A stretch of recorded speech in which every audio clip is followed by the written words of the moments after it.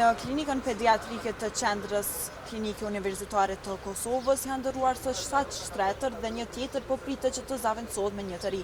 Krejt kjo ndodhi pasi që një nën kishte pruar fëmijën e saj për ta trajtuar në repartin e gastroenterologjisë në klinikën pediatrike. Ajo raportoi për gjendjen e këtij reparti dhe përveç keq trajtimin nga infermiere, siç tha ajo, ka publikuar edhe disa foto ku shihet shtretërit të njollosur me gjak, gjithashtu edhe tualetet të papastruara, të mbushura me mbeturina dhe nuk ishte as sapun për të larë duart e as mbulesa të reja për shtretër. Pas publikimit, ajo bëri të ditur se kishte pasur presion edhe nga infermierët me vizita të ndryshme dhe duke akuzuar atë se nuk janë kushte siç ka thënë ajo në postimin e saj në rrjetet sociale.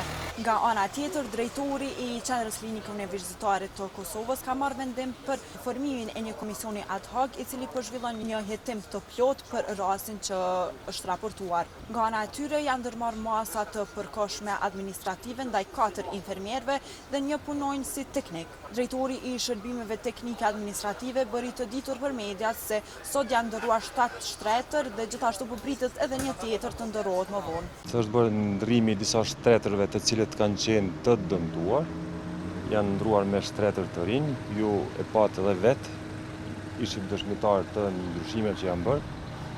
Desha t'ju njoftoj se kjo është vetëm fillimi i një projekti, një kontrate që është lidhur nga Agjencia Qendrore e Prokurimit, e 10 qershor për modernizim të infrastrukturës.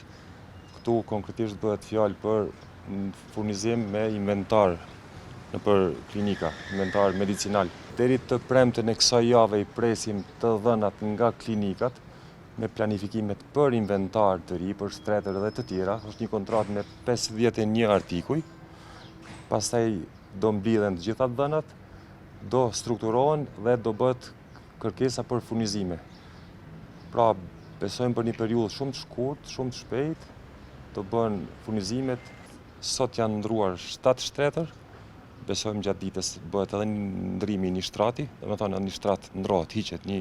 Ai tha se kanë kërkuar nga të gjitha klinikat në Çukukë që të raportojnë nëse ndodhen edhe në ato shtretër të dëmtuar apo edhe dëmtime të tjera për të ndërruar ato. Kosova Press ka kontaktuar edhe drejtoreshën e klinikës pediatrike, Alije Sylaj, por e njëjta nuk dëshironte të prononcohej për media, duke thënë se nuk ka kohë.